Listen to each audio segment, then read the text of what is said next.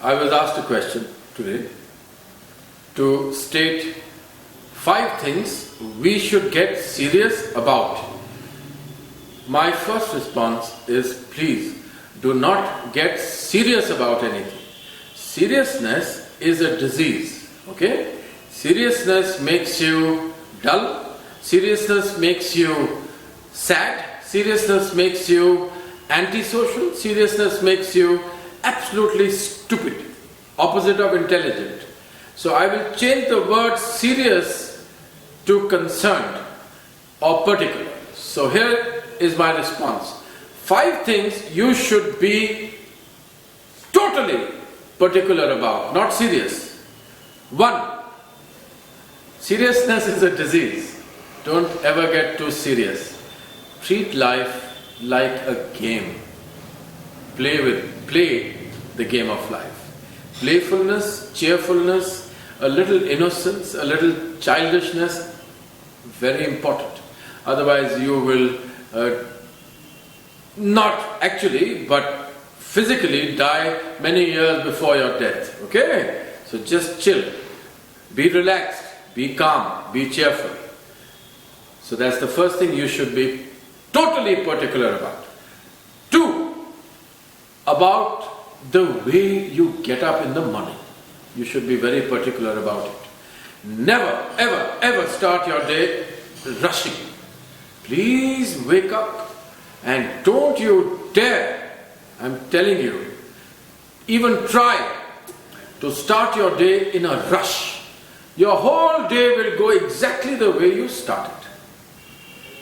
Close your eyes, wake up, close your eyes. Even if for just one long breath, keep your hand over your navel and center, calm down. Remember God in whichever way you remember Him. Connect to your center. Start your day calmly with a smile on your face. If thinking of God doesn't bring a smile, think of anybody in your life who makes you smile. Start with a smile and watch, try. I'm sure you already know this, but your day goes exactly the way you will start it. 3. What you should be totally particular about, your first activity in the day. No matter how rushed you are, whether you are the president of the New York Stock Exchange on Wall Street, or you are the Prime Minister of Fiji, or you are the busiest joker in any circus, doesn't matter. You've got to spend your day with exercise at the beginning of it. If you can't do anything, get out of your bed and run on the spot for just 1 minute, 60 seconds. What's 1 minute? What's 60 seconds in 24 hours? And stretch. Have you seen how a whole lot of animals, 4-legged ones especially, when they wake up, they stretch, okay? They really stretch their whole body. From the lion to the cat to the dogs to the elephants to everyone, they stretch. You know what stretching does? Stretching releases stress from your muscles. So just give 2 minutes to your body, minimum if you can. 1 minute on the spot jogging, 1 minute of stretching. And you know the best form of stretching to start with is to touch your toes every day. Hold your toes with the tips of your fingers. Your back will remain fine, no backache. You will remain supple. This is the least. If you can do a workout, nothing like it. About that some other time. But I'm telling you the barest minimum total of what you should be particular about. 4. Your first meal. So if you're one of those modern day animals that just wakes up 5 minutes before departure, just about brushes your teeth, brush your teeth in the elevator or while taking your bus or your flight, it's going to show in your life. It will take its toll. You may not realize this today. Tomorrow, your body will respond. You will fall ill. You will be dull. You might even develop deformities. Relax. Please. Even if it means sleeping 15 minutes less, Please start your day with a good meal.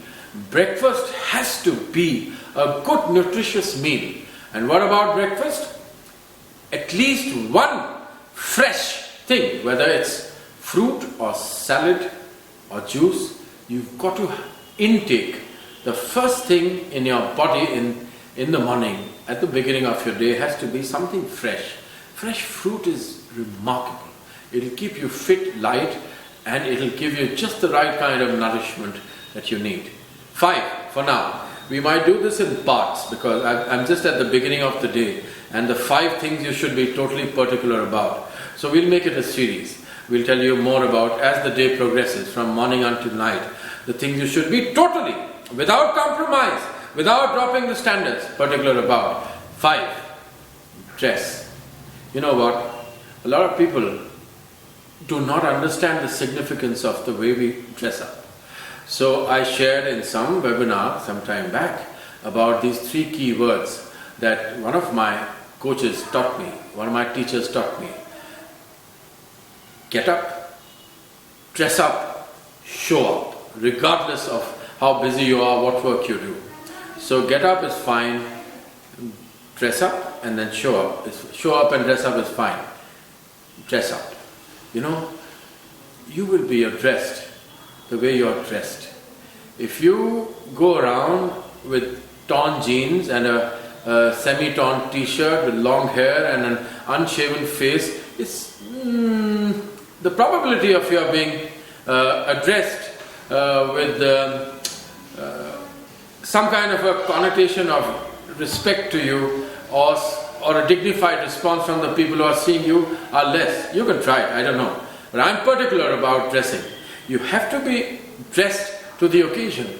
If you're going for a formal affair, going to work used to be formal, now of course a lot of changes happened, then you must dress up the way. And you don't have to really wear anything gaudy or heavy, just a full sleeve shirt and formal trousers for gentlemen and a formal dress for ladies. But it's got to be dignified. It doesn't have to be expensive. It doesn't have to be terribly fashionable.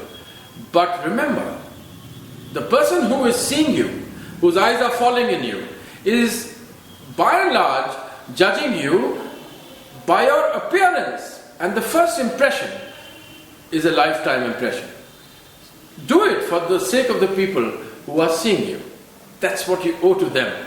A good appearance. Dress up well. And when you dress up well, you're not only addressed the way you're dressed, you even feel confident. You feel good about yourself. Or go back to those days when you weren't dressed properly, when you were wearing tight or hideous clothes that weren't fitting well, were not comfortable, you weren't happy with the stitching, you weren't happy with the color. You didn't feel good.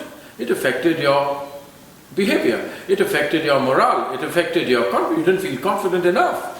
So dress up. Have limited wardrobe, for God's sake, but have really a nice, dignified wardrobe, because you will be addressed the way you're dressed. So, conclusion. 1. Do not be serious. Be particular. 2. Wake up in a calm, cheerful, centered manner. 3.